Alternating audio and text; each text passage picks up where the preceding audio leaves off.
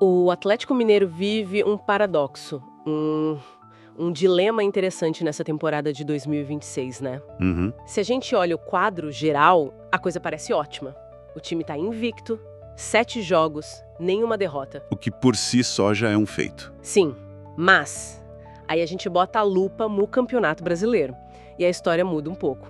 A estreia foi um empate e agora o time ainda busca a primeira vitória. E a pergunta que fica é essa, né? Exato. De onde tirar a confiança para conseguir esse primeiro resultado positivo? E essa busca acontece num cenário bem específico. É em Bragança Paulista contra o Red Bull Bragantino. E a nossa análise de hoje mergulha numa ideia que as fontes que a gente tem deixam muito claro. Sim. A confiança do Atlético parece não vir só dessa invencibilidade atual, que, como a gente viu, é um pouco frágil. Vem de um lugar mais profundo. Exatamente. Vem de um histórico, olha, um histórico esmagadoramente favorável contra esse adversário. Sim, e eu acho que o nosso objetivo aqui é ir além de só explorar os números. É tentar, entrar na cabeça dos jogadores, da comissão técnica, Entendi. porque a nossa análise sugere que este confronto para o Atlético, ele é decidido muito mais no campo psicológico do que no tático. Faz todo sentido. Vamos investigar se o passado pode mesmo ser uma ferramenta para moldar o futuro no futebol e por que este jogo, em particular, carrega um peso mental tão grande para os dois lados. Ótimo ponto. Então vamos começar pelo agora, pelo presente. O jogo é na quarta-feira, 19h. O Atlético vem de um empate bem movimentado na estreia, um 2-2 contra o Palmeiras. Jogo bom, aliás. Sim, e, como eu disse, invicto na temporada. Mas vamos detalhar um pouco esses números. São 7 jogos, com apenas 2 vitórias e 5 empates. É muito. É muito. Isso dá um aproveitamento de 52,38%. Não é ruim, mas para um time com a ambição do Atlético, também não é espetacular. A fonte indica que o discurso interno se apega muito a essa sequência sem derrotas. E é aí que mora o perigo, né? E a oportunidade também. Uma invencibilidade por si só, ela é uma métrica um pouco vazia se você não der contexto. Claro! Claro que mostra um time com resiliência, um time difícil de ser batido. Ninguém conseguiu vencer eles. Certo. Mas, por outro lado, 5 empates em 7 jogos, isso revela uma dificuldade crônica em vencer. É. A gente fica com aquela dúvida. É um time que não sabe perder ou é um time que está esquecendo como se ganha? Boa pergunta. Essa dificuldade em fechar os jogos é um sintoma. Talvez crie chances e não converta, ou talvez faça o gol e sofra o empate logo depois. Exato! É um time que não deixa o adversário vencer, mas que também não consegue se impor de verdade. E essa falta de instinto matador, digamos assim, Perfeito. é o que torna o próximo passo tão interessante. Se a confiança não pode vir totalmente da forma atual, cheia de empates, eles têm que buscar em outro lugar. E é aí que a nossa análise aponta para a história. Exatamente. É quase como uma estratégia deliberada, sabe? Diante de uma incerteza no presente, a comissão técnica parece dizer: ok, pessoal, esqueçam os últimos jogos.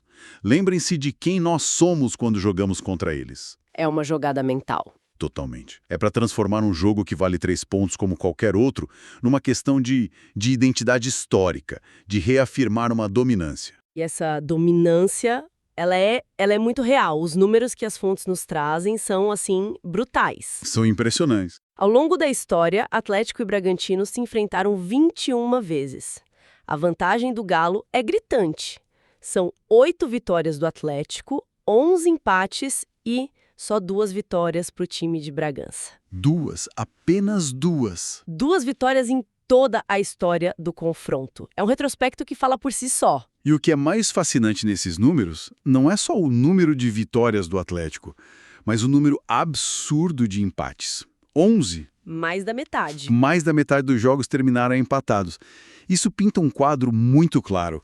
O Bragantino tinha uma dificuldade imensa, quase uma barreira psicológica, para superar o Atlético. Na maioria das vezes, o melhor que eles conseguem é arrancar o empate. Para eles, não perder já é quase uma vitória. Vira uma dinâmica de irmão mais velho contra o mais novo. Perfeito. É exatamente essa a dinâmica. E tem mais um dado que aprofunda isso. A fonte aponta que essa dificuldade não é só no geral. Mesmo lá, em Bragança Paulista, onde o Bragantino deveria ter a vantagem, O fator casa. o retrospecto recente é ruim para eles. Nos últimos 10 confrontos lá, o Atlético só perdeu uma única vez. Uma. Ou seja, o time mineiro não se sente como um visitante comum nesse estádio. Eles se sentem confortáveis lá. Isso muda completamente a dinâmica de um jogo fora de casa. Sem dúvida. Mas não tem um perigo nisso também? Confiar demais no passado pode levar à complacência? Sim, o já ganhou. Exato. Quantas vezes a gente já viu um time entrar em campo achando que a camisa vai ganhar o jogo e acaba sendo surpreendido? A história pode ser uma fonte de confiança, mas também pode ser uma armadilha. A linha tênue. Muito tênue. A linha entre confiança e arrogância no futebol é finíssima. É um risco que o Atlético parece disposto a correr, apostando que o peso da história vai intimidar mais o adversário do que relaxar o próprio time. E se tem um jogo que materializa todo esse peso histórico, toda essa paternidade, como se diz no futebol, Esse jogo. é um que a fonte nos recorda com muitos detalhes. Espera aí, a festa do título brasileiro do Atlético em 2021 foi justamente contra o Bragantino. Foi contra eles. Nossa, isso adiciona uma camada de provocação, quase de crueldade a essa rivalidade. Exatamente. Não foi um jogo qualquer, foi o ápice. Pensa no cenário. Dezembro de 2021, Mineirão com mais de 60 mil pessoas. A festa. A festa. O Atlético já tinha sido campeão matematicamente na rodada anterior, numa virada histórica contra o Bahia, quebrando um jejum de 50 anos, a cidade de Belo Horizonte estava parada há dias. Uhum. Aquele jogo contra o Bragantino não valia mais nada em termos de tabela para o Atlético. O único objetivo era receber a taça e celebrar com a torcida. Era para ser um jogo protocolar, uma formalidade, mas o que aconteceu em campo foi o oposto. O Atlético, mesmo num clima de festa total, jogou com seriedade e venceu. Foi 4-3. Um jogaço. Um jogaço. Uma partida espetacular, cheia de gols, uma verdadeira celebração do futebol ofensivo que marcou aquela campanha. Foi a cereja no topo do bolo. Sim. Eles não apenas festejaram o título, eles venceram o adversário que estava ali para, teoricamente, só assistir a festa. E se a gente conecta isso ao panorama geral, a gente percebe o impacto disso. Aquela vitória não foi só mais um número na estatística. Não mesmo. Para o Atlético, aquele dia solidificou um sentimento de superioridade num dos momentos mais felizes da sua história. Foi a prova final de que, mesmo em festa, eles eram melhores. Certo. Agora se coloca no lugar do Bragantino. Eles não foram apenas derrotados, eles foram convidados ou obrigados a aplaudir a festa do campeão. Eles estavam em campo enquanto o rival levantava o troféu. É uma memória que marca. É quase como ser convidado para a festa de formatura do seu maior rival da escola. É isso. E ainda ter que ouvir o discurso dele no palco. É uma analogia perfeita.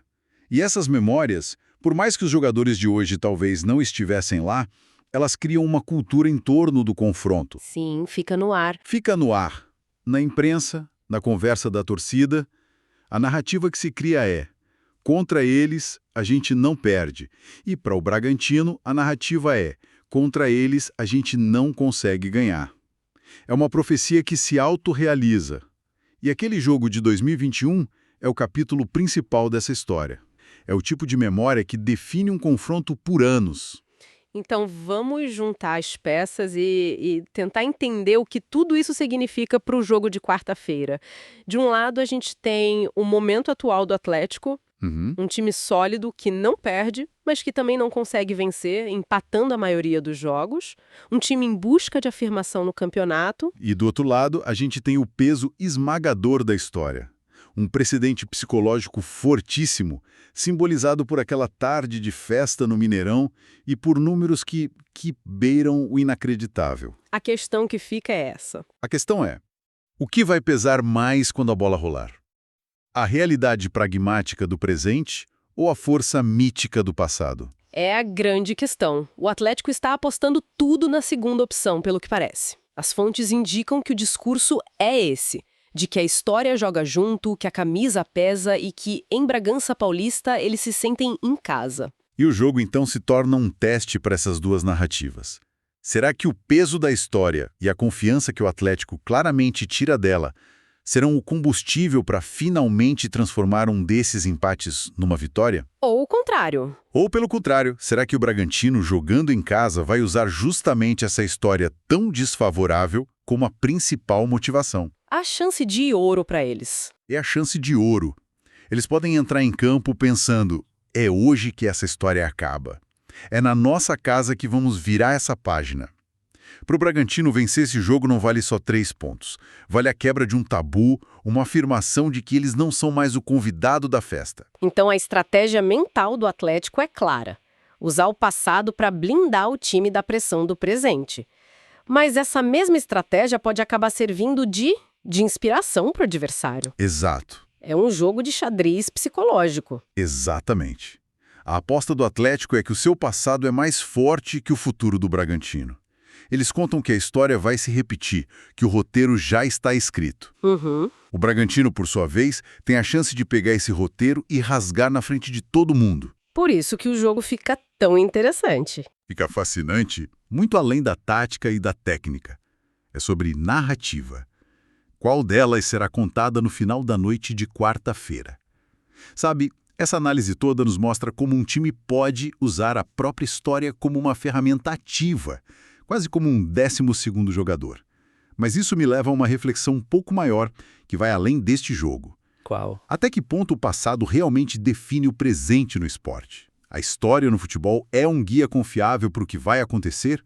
Ou, em muitos casos, ela se torna uma âncora, um peso que impede a mudança e cria essas profecias que se autorrealizam? Entendi. E olhando pela perspectiva oposta, para um time como o Bragantino, um histórico tão esmagadoramente negativo é, no fundo, uma fonte de intimidação que já o coloca em desvantagem antes mesmo do apito inicial?